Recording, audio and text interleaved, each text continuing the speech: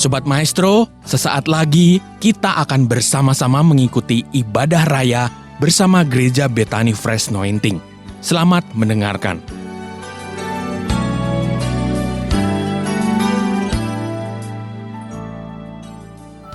Kami tahu Tuhan, kuasa-Mu lebih besar daripada semua. Terima kasih Bapa. Thank you Lord, thank you Father. Dan sekarang kami siap diberkati, berfirmanlah. Firman-Mu adalah kebenaran yang memerdekakan. Urapi hamba-Mu, urapi kami semua. Dan semua yang siap diberkati dalam nama Yesus. Sama-sama kita berkata, amin. Lebih mantap lagi katakan, amin. Boleh tepuk tangan paling meriah buat Tuhan. Haleluya, shalom. Kurang semangat, shalom. Bagaimana kabar Bapak Ibu Saudara semua? Sehat, kuat, makmur, panjang umur, awet muda, amin. Haleluya. Silakan duduk saudaraku. Saya ngajak Bapak Ibu untuk memuji Tuhan satu lagu ini, lagu lama. Dan sementara kita naikkan pujian ini, apa yang terlintas dalam pikiran saudara? Apa yang terlintas dalam pikiran kita? Sama-sama yuk naikkan pujian.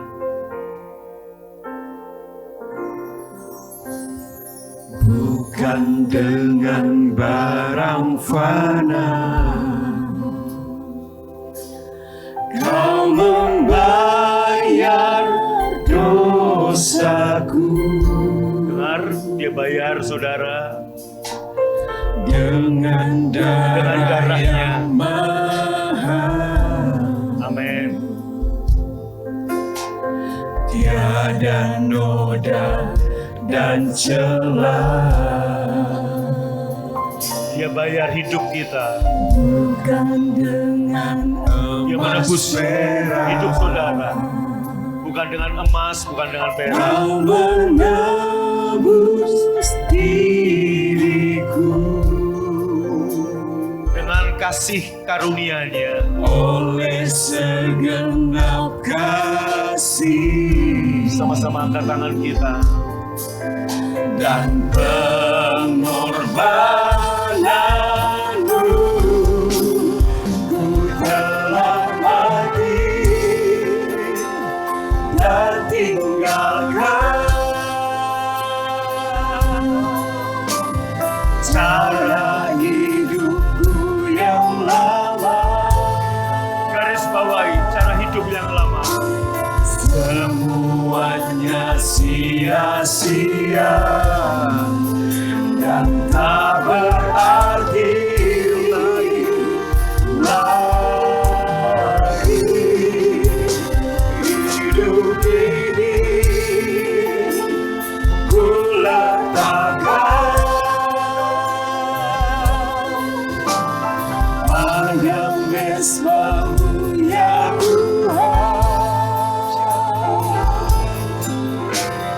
Jadilah padaku seperti yang kau ingini. Ku telah mati dan tinggalkan. Sama-sama. Cara hidupku yang lama. Tolong digaris bawahi cara hidup yang lama. Semuanya sia-sia dan tak berarti lagi. Hidup ini ku letakkan pada mezbamu ya Tuhan.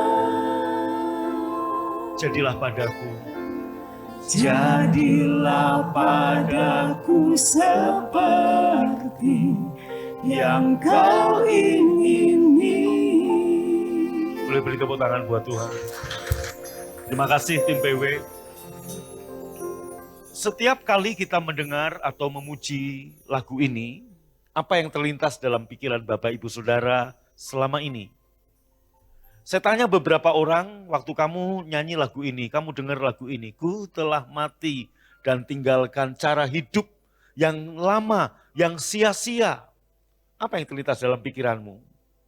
Sebagian besar orang akan menjawab, saya dulu pemabuk.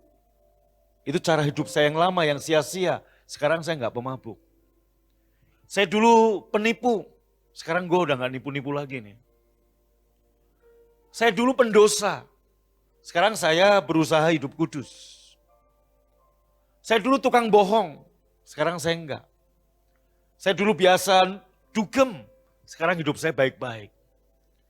Saudara, jawaban-jawaban ini benar tapi enggak 100% benar. Yang dimaksud cara hidup yang lama, yang sia-sia, itu bukan sekedar itu saja. Tapi cara hidup yang mengandalkan perjanjian yang lama. Yaitu perjanjian perbuatan. Perjanjian yang lama yaitu hukum Taurat adalah perjanjian perbuatan. Tanpa disadari, saudara dan saya, awal-awal kita terima Yesus, kita mengandalkan kasih karunia. Only by grace, sola gracia. Tapi makin ke sini, saudaraku, kita kembali kepada cara hidup yang lama. Dan cara hidup yang lama itu tidak berkenan kepada Tuhan. Maka hari ini saya mau sampaikan satu rema kepada saudara, yaitu sola gracia. Slogan ini saudaraku dikumandangkan kembali oleh Martin Luther untuk mereformasi gereja waktu itu. Sebelumnya bapak-bapak gereja berkata sola gracia. Apa itu sola gracia? Only by grace. Semua karena kasih karunia. Semua karena anugerah. Nah saudaraku, apa sih yang dimaksud sola gracia only by grace? Semua karena kasih karunia. Kita lihat. Keselamatan adalah kasih karunia, betul. Tetapi saudara, kasih karunia bukan hanya untuk keselamatan saja. Tapi kasih karunia untuk seluruh aspek kehidupan Bapak Ibu Saudara dan saya. Yang mengerti, tepuk tangan paling meriah buat Tuhan. Lebih meriah lagi. Amin. Next saudara. Yesus menyelamatkan kita. Dan dia tidak membiarkan kita berjuang sendiri setelah kita diselamatkan. Ya, dengarkan baik. Gini saudaraku. Yesus menyelamatkan kita. Waktu kita lahir baru kita menerima Yesus. Kita udah menerima anugerah, kita menerima kasih karunia keselamatan. Tapi kan kita masih hidup di dunia. Kita masih berkeluarga, kita masih bekerja, kita masih berbisnis, kita masih berhubungan dengan dunia. Nah, apa kemudian Yesus membiarkan Anda berjuang sendirian? Termasuk dalam era pandemi seperti ini. Apakah kita berjuang sendiri? No. Kalau Anda tahu maka konsep sola gracia, kasih karunia, saya kumandangkan lagi karena saudaraku, supaya Anda, Bapak, Ibu, Saudara, dan saya paham. Only by grace dalam seluruh aspek kehidupan kita. Amin. Next saudara. Dalam Yohanes 1 ayat 16 berkata, karena dari kepenuhannya, kita semua, baca sama-sama, telah menerima kasih karunia demi kasih karunia. Artinya, saudaraku setelah keselamatan, ada banyak kasih karunia demi kasih karunia yang kita perlukan di dalam kehidupan ini. Untuk orang yang di sebelah Yesus, yang mati disalib di sebelah Yesus, dia hanya butuh satu kasih karunia namanya keselamatan. Sebab setelah dia terima Yesus, dia mati. Dia udah masuk surga, dia ada di Taman Firdaus. Tapi bagi Bapak, Ibu, Saudara, perhatikan baik-baik. Yang hidup, Anda hidup di dunia yang jahat. Anda hidup di dunia yang semakin hari tidak baik. Anda hidup dalam lingkungan yang seperti ini. Di mana dosa yang lebih parah dari Sodom dan Gomora ada. Anda dan saya perlu menerima kasih karunia demi kasih karunia. Termasuk dalam hubungan suami istri, hubungan orang tua anak, anak dengan mantu, mantu dengan mertua. Saudaraku, termasuk juga di dalam kesehatan kita. Kita membutuhkan sola gracia, only by grace dalam seluruh aspek kehidupan kita. Tepuk tangan paling meriah, katakan amin. Haleluya. Maka apa sih definisi kasih karunia? Tuhan yang menyelamatkan. Saudaraku, saya selamat, saya sehat, saya kuat, saya makmur, saya panjang umur, saya diberkati. Bukan karena saya, tapi apa yang sudah Yesus lakukan buat saya. Terus saudara, banyak orang Kristen percaya ini konsep yang salah yang banyak diajarkan gereja. Tolong baik-baik, ini konsep yang salah yang banyak diajarkan gereja masa kini. Bahwa banyak orang Kristen percaya keselamatan adalah kasih karunia. Namun hidup selanjutnya adalah usaha, perjuangan diri. Ini konsep yang salah. Sebab hidup selanjutnya pun saudara dan saya harus perlu kasih karunia. Kita butuh anugerah dari Tuhan. Katakan amin. Haleluya. Nah, Pak, kalau semua kasih karunia kita nggak perlu disiplin rohani dong. Kita nggak butuh disiplin rohani. Oh enggak. Saya mendisiplinkan diri saya. Punya waktu saya berdoa. Punya waktu saya membaca firman. Punya waktu saya merenung. Punya waktu saya ibadah. Punya waktu saya untuk saatnya saya memberi persepuluhan. Saudaraku, ya, termasuk 445 malam mesbah keluarga. Saya, Budion dan 3 anak, kami mendisiplinkan diri untuk mesbah keluarga. Ini disiplin rohani. Tetapi itu bukan syarat, bukan harga yang harus kita bayar untuk berkenan kepada Tuhan. Itu bukan syarat atau harga untuk keberhasilan hidup. Nanti saya akan kasih ilustrasi yang membuat Anda semakin jelas. Perhatikan baik-baik. Disiplin rohani kita, ibadah kita, waktu teduh, berdoa, merenung firman, mengembalikan persepuluhan, bla bla bla bla bla, itu bukan syarat untuk atau harga yang harus kita bayar untuk berkenan kepada Tuhan, tapi dan juga bukan syarat untuk saudara dan saya berhasil. Tetapi disiplin rohani, baca sama-sama, adalah akibat dari hidup kita penuh kasih karunia.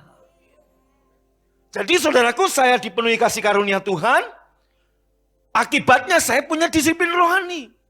Saya penuh dengan kasih karunia Tuhan, akibatnya saudaraku, saya melayani Tuhan. Saya punya waktu teduh, saya punya waktu berdoa. Next. Dalam 2 Korintus 9 ayat 8, Allah sanggup melimpahkan segala kasih karunia kepada kamu, supaya kamu senantiasa berkecukupan di dalam segala sesuatu, malah berkelebihan dalam berbagai kebajikan. Berapa banyak yang mau malam ini Tuhan melimpahkan segala kasih karunia? Artinya kita butuh kasih karunia dalam hal apa? Kesehatan. Kita butuh kasih karunia dalam hal apa? Keuangan. Kita butuh kasih karunia dalam hal apa? Hubungan dengan tetangga kiri kanan. Kita butuh kasih karunia dalam hal apa? Dalam segala aspek kehidupan. Only by grace. Sola gracia. Katakan amin. Tepuk tangan buat Tuhan. Baca sama-sama. Kata kita ganti dengan kata saya, angkat tanganmu 2, 3. Saya butuh kelimpahan kasih karunia dalam seluruh aspek kehidupan. Kita butuh. Maka Bapak Ibu, hubungan dalam perjanjian yang baru, Tuhan dengan kita itu digambarkan seperti bapa dan anak. Nggak ada bapa yang membiarkan anaknya sendiri berjuang. Terus saudara, saya beri contoh dalam 2 Korintus 8 ayat 1 sampai 5. Kenapa sih Bapak Ibu saya khotbahkan terus kasih karunia? Supaya saudara kelimpahan kasih karunia. Kalau saudara kelimpahan kasih karunia, saudara bukan sekedar hidup, tapi hidup dan berkuasa. Berkuasa atas apa? Situasi kondisi. Berkuasa atas apa? Dunia. Berkuasa atas apa? Keadaan. Berkuasa atas apa? Segala sesuatu yang gak baik, kita berkuasa. Saudara-saudara, kami hendak beritahu kepadamu tentang kasih karunia yang dianugerahkan kepada jemaat-jemaat di Makedonia. Satu contoh, satu gereja yang dilimpahi kasih karunia. Maka Roma 5 ayat 17 berkata, orang yang dilimpahi kasih karunia akan hidup dan berkuasa. Next saudaraku. Selagi dicobai dengan berat dalam berbagai penderitaan, baca sama-sama, cukup. Sukacita mereka. Perhatikan Bapak Ibu. Saya menggembalakan sudah puluhan tahun. Dan gak banyak saya temui jemaat model begini. Tapi setelah hari ini saya khotbah ini, saya yakin saya akan menemukan jemaat yang model begini. Bapak Ibu, perhatikan baik-baik. Selagi dicobai dengan berat dalam berbagai penderitaan, jemaat Makedonia, Paulus bersaksi, mereka sukacitanya meluap. Wow, keren. Selagi dicobai dengan berat, bukan satu penderitaan loh, berbagai penderitaan. Kok sukacita mereka meluap? Ini yang namanya hidup dan berkuasa. Keadaan gak mengalahkan dia karena dia dilimpahi dengan anugerah. Hal yang sama akan terjadi dengan saudara. Waktu engkau kelimpahan kasih karunia, engkau akan mengalami. Dengar baik-baik. Amin. COVID-19. Yang angka kematiannya di Jakarta, saya baca itu 1,7%. Angka kesembuhannya berarti 90% lebih. Itu aja saudaraku, banyak membuat orang kalah dengan ketakutan. Terlebih kalau pandeminya pandemi ular beludak model Paulus. 99,9% mati orang digigit ular beludak. Tapi kenapa Paulus waktu digigit ular beludak kok nyantai, damai sejahtera, dia lihat gini dan dibuang? Kenapa? Karena dia dilimpahi kasih karunia. Maka kelimpahan kasih karunia itu membuat dia hidup dan berkuasa. Dia menang dari ketakutan. Dia menang dari situasi kondisi. Dia menang dari kegentingan. Itulah damai sejahtera.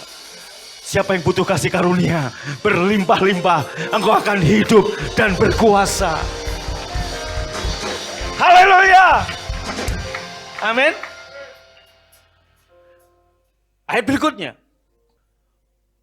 Dan meskipun mereka sangat, yang keras bacanya dong. Dan meskipun mereka sangat, namun mereka kaya dalam kemurahan.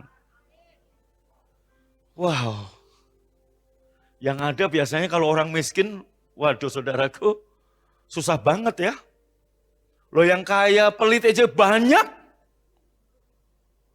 Coba saudaraku kalau gembala punya jemaat model begini, sukacita banget panjang umur. Enggak amin, saudara.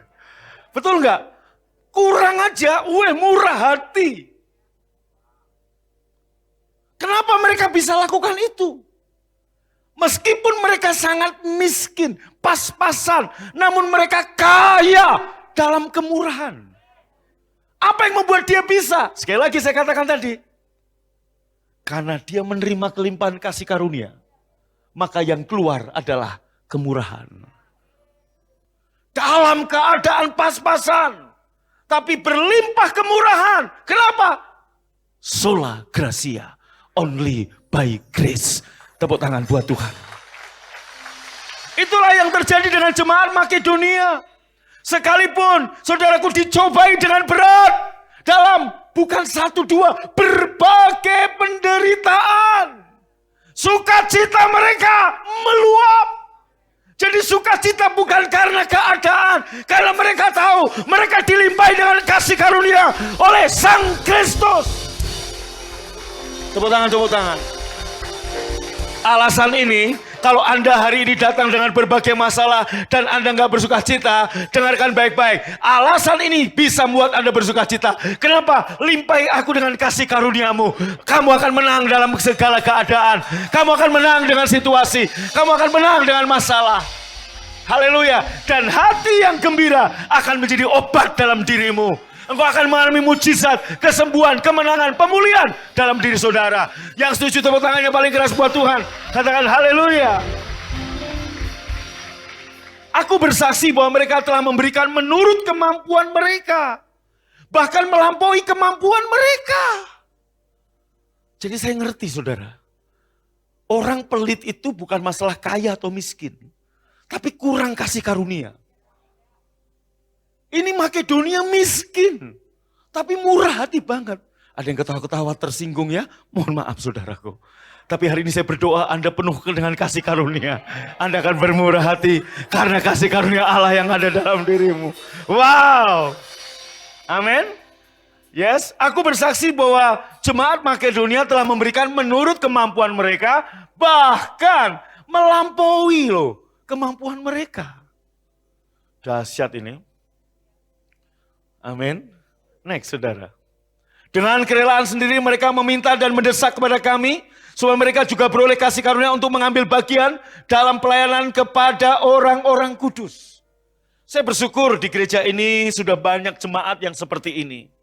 Dalam keadaan begitu, tetap saudaraku, Pak Agung saya dukung Pak, pelayanan Bapak saya dukung nih, untuk ini Pak, pembangunan saya dukung Pak, untuk diakonia saya dukung Pak, untuk ini. Walaupun 14-15 bulan ini bisnis seret saudaraku, itulah kasih karunia. Jangan nunggu kamu kaya baru kamu murah hati.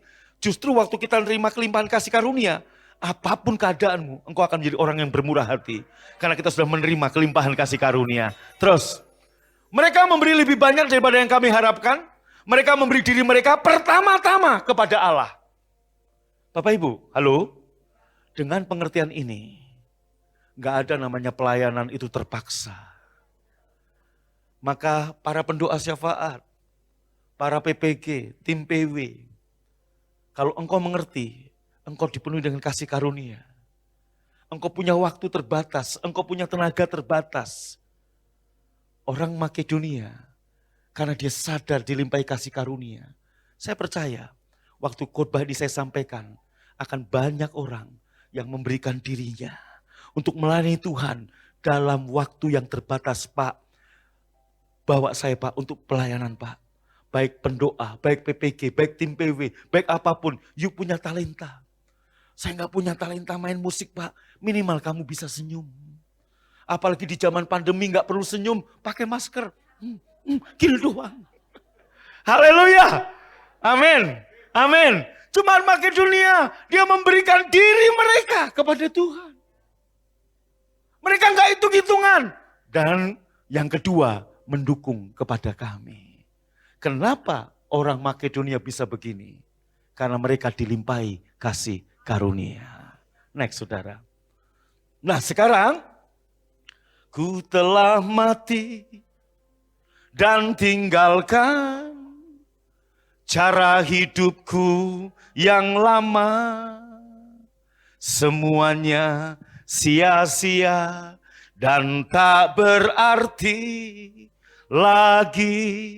Hidup ini ku letakkan pada mezbahmu ya Tuhan. Cara hidup yang lama yang sia-sia itu apa? Bukan hanya sekedar you dulu dugem sekarang enggak, you dulu pemabuk sekarang enggak. Bukan hanya itu, tapi cara hidup yang berdasarkan perjanjian perbuatan. Anda dan saya sekarang sudah dipimpin sang kasih karunia namanya Yesus. Jangan lagi berbalik kepada hukum Taurat.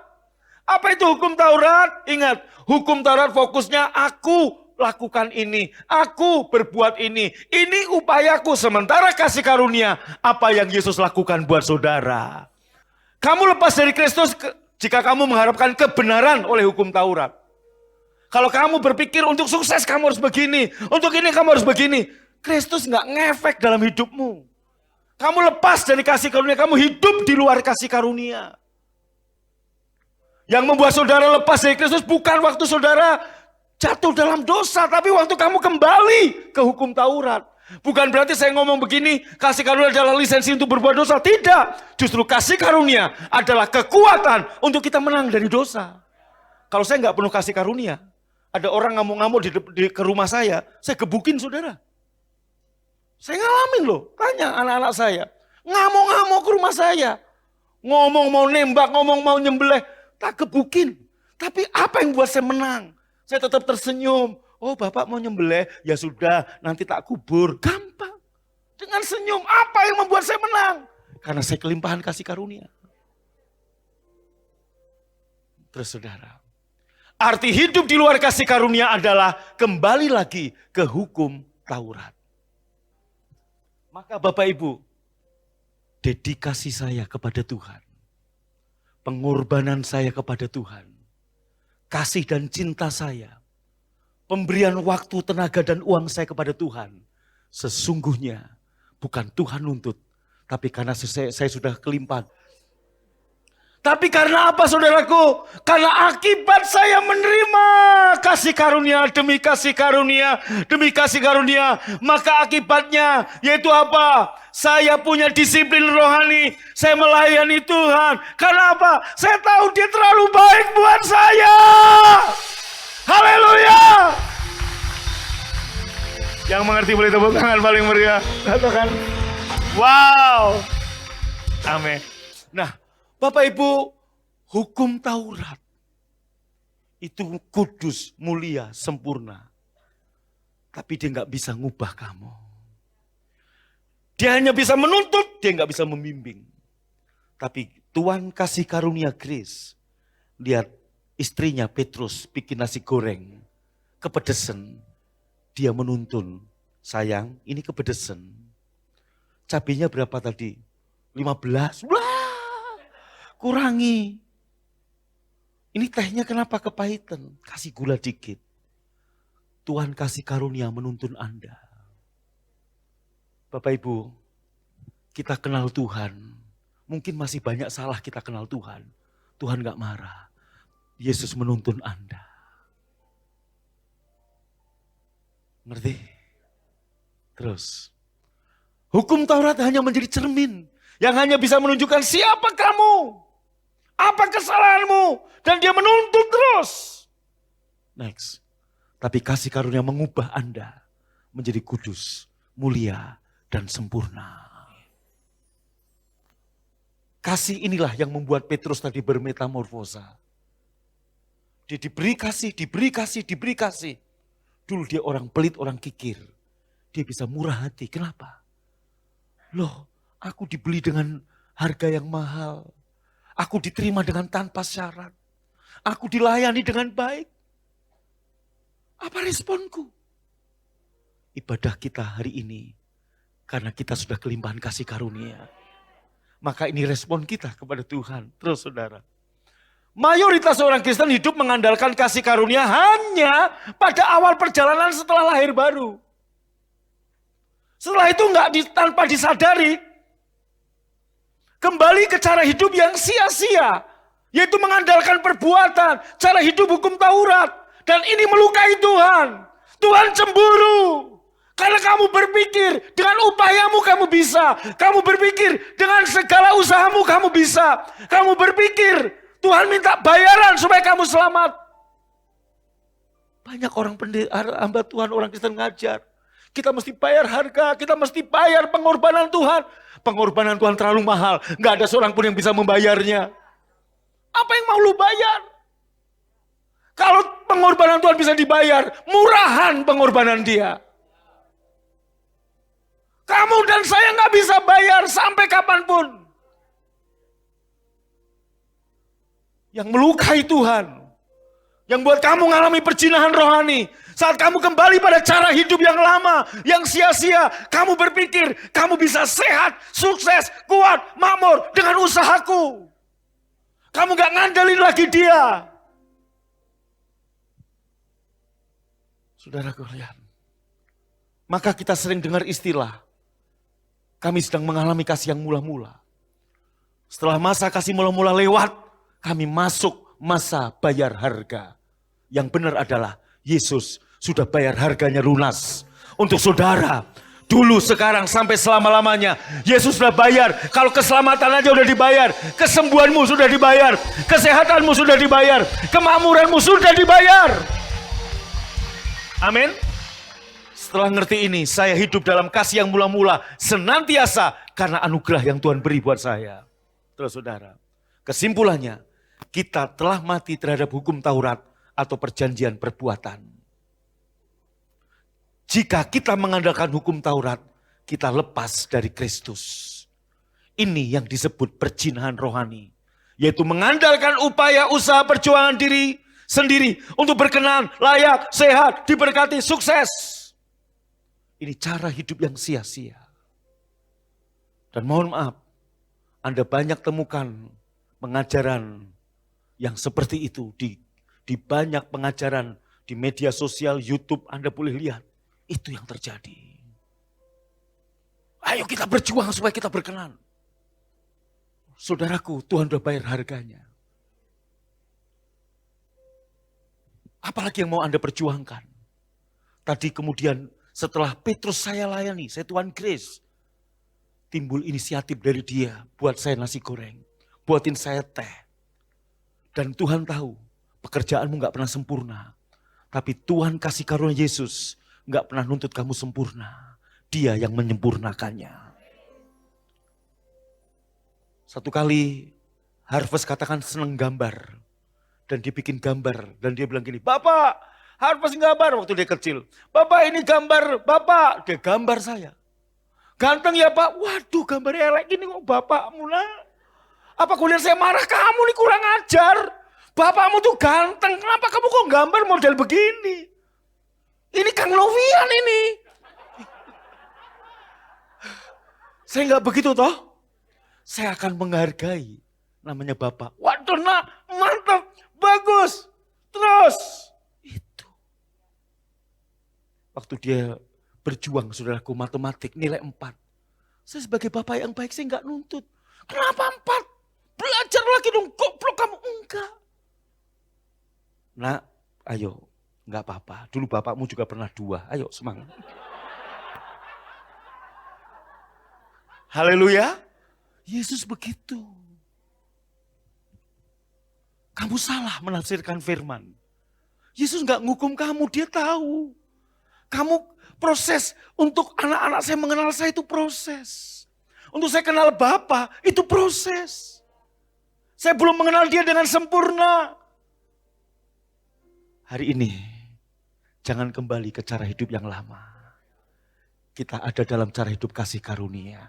Pakai berdiri. Ku telah mati dan tinggalkan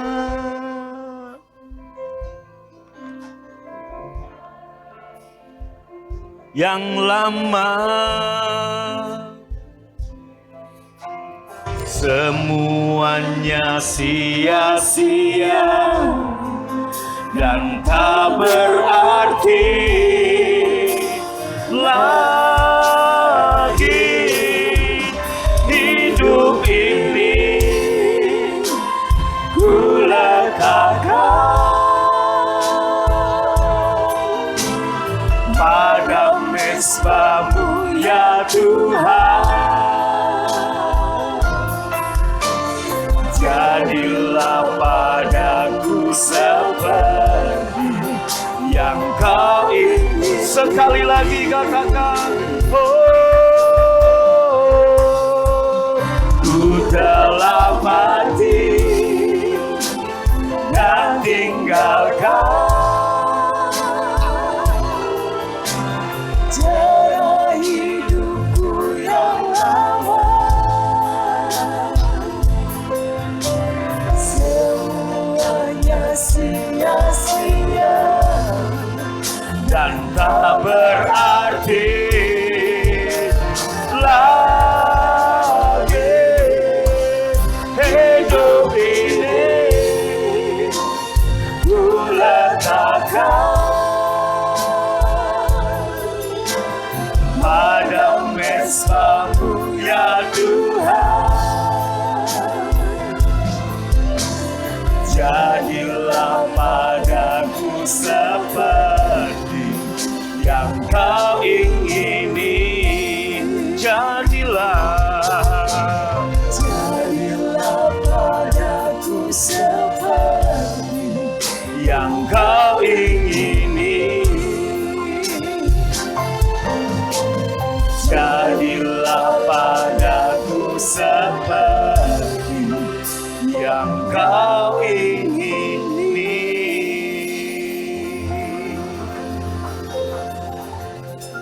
Bapak Ibu, mari persiapkan roti dan cawan perjamuan kita. Ini bukti Dia melayani kita. Anak manusia datang bukan untuk dilayani, tapi untuk melayani. Waktu Dia melayani kita, Dia mengasihi kita, Dia memberkati kita, Dia memperhatikan kita. Akibat dari itu, kita pun akhirnya melayani Dia. Bukan karena tuntutan, tapi karena inisiatif dari hati kita yang sudah menerima kelimpahan kasih karunia. Ambil roti, angkat dengan tanganmu lebih tinggi dari kepalamu. Engkau yang sakit di bagian saraf, makan saraf Tuhan Yesus. Engkau yang sakit di bagian kepala, makan bagian kepala Tuhan Yesus. Tubuh Yesus, di dalam tubuh Yesus ada jantung, ada paru-paru, ada ginjal. Apa yang kau perlukan, engkau makan hari ini untuk kesembuhan dan kesehatanmu. Yesus mengambil roti, mengucap berkat, memecah-mecahkannya, dan memberikan pada murid-muridnya serta berkata, inilah tubuhku yang terpecah-pecah bagimu. Ambillah, makanlah. Engkau yang percaya ini tubuh Tuhan Yesus, ambil dan makan dalam nama Yesus.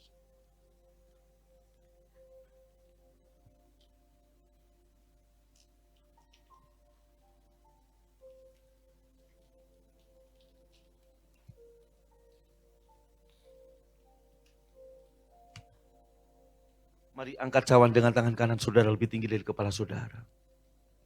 Tuhan Yesus mengambil cawan sesudah makan, mengucap syukur atasnya, memberikan pada murid-muridnya dan berkata, inilah darahku yang ditumpahkan bagi pengampunan dosamu. Inilah cawan kasih karunia, inilah darah yang memeteraikan perjanjian yang baru. Engkau yang percaya ini darah Tuhan Yesus, ambil dan minum dalam nama Yesus. Haleluya. Kami naikkan syukur kami untuk tubuh dan darah-Mu. Terima kasih Tuhan untuk kasih karunia yang Kau berikan. Angkat tanganmu. Kami memerlukan kelimpahan kasih karunia. Demi kasih karunia. Kami butuh kasih karunia dalam kesehatan. Butuh kasih karunia dalam bisnis, dalam pekerjaan, dalam karir. Kami butuh kasih karunia di dalam kehidupan kami. Kami butuh kasih karunia di dalam perjalanan seluruh aspek kehidupan kami. Come Lord, mari Tuhan. Terima kasih. Sebagai tanda syukur kami menerima kasih-Mu. Kami persembahkan yang terbaik bagi-Mu. Kami kembalikan persepuluhan kami. Berkati semua tangan yang memberi, yang menabur. 30, 60, 100 kali lipat. Bahkan lebih. Dan buat mereka makin hari makin diberkati. Makin makmur untuk menjadi kemuliaan bagi Tuhan. Dan sebelum kami pulang, kami terima berkat-Mu. Buka hatimu, angkat tanganmu. Pulanglah dengan selamat kekasih-kekasih Tuhan. Dan terimalah berkat yang berlimpah-limpah dari Bapa di surga. Cinta kasih dari Tuhan Yesus. Persekutuan yang manis ya Roh Kudus menyertai memberkatimu. Dari sekarang sampai selama-lamanya. Yang percaya dan diberkati sama-sama berkata, amin. Sobat Maestro, Anda baru saja mendengarkan ibadah raya bersama Gereja Bethany Fresh Anointing. Terima kasih atas kebersamaan Anda.